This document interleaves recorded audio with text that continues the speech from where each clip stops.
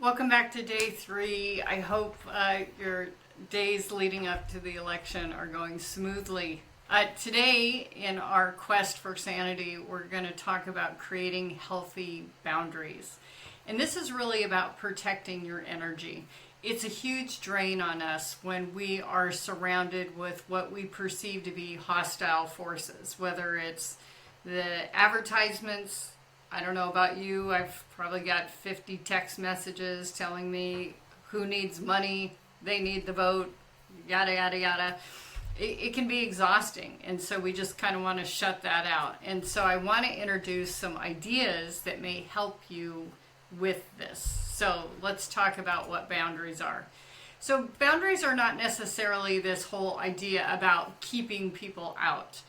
But it is about deciding what you will allow in. It's like a fence or it's like a gate. It protects your energy and helps you stay sane in these overwhelming times. So it might be limiting the amount of exposure that you have to something. For example, I'm only going to watch movies. I am not going to watch cable TV. I'm going to put away my phone, or I'm not going to look at my text messages. Once a day, I'm going to hit junk mail, junk mail, junk mail, junk mail, or junk text, whatever it is. You're going to limit it as opposed to being constantly surrounded or saturated with it. So again, this analogy of a fence or a gate keeps the good stuff in, bicycles, balls, kites, whatever it might be, keeps the bad stuff out. Trash, intruders, things like that. You control the gate. You get to decide what's in, what's out. If you've struggled with setting boundaries before, we've talked about this in the podcast quite a bit, you need a script. You need to be able to inform people that you don't expect them to change. We have no success in changing others. We will only inform them how we will respond given a certain situation. So it might be, I appreciate that you have stayed really well informed in the past. You keep up on the news, you try to make good choices, etc. But moving forward, until after the election, I am not going to join you in watching the news. I just need some space, okay? And, this is to protect my sanity, whatever it might be. It could be the same thing about discussions. You're not going to engage in any political discussions for the next few days. You're not going to speculate about what's going to happen. You get to decide. You get to participate in as many of these things as you'd like, or you can protect yourself from those things and put this fence in place, close the gate, whatever you want to call it.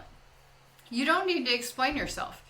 It's just how you are choosing to behave. You are informing them. You're not criticizing them for continuing their behavior. That's up to them. So be sure to not use it as an excuse to vent anger or be hostile. It's just simply like, hey, I've watched the news with you every day forever, but I just need a break. You're welcome to watch the news. I'm going to create my own space.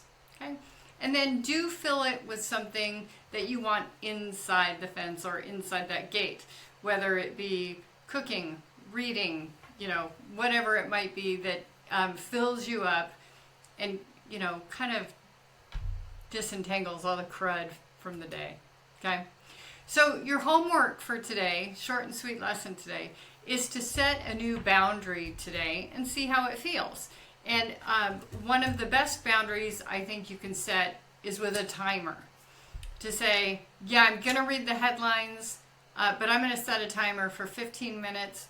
And as soon as that timer goes off, I'm going to go do something different. I'm actually going to physically leave this environment or this room or close the paper, whatever it might be, see how it feels.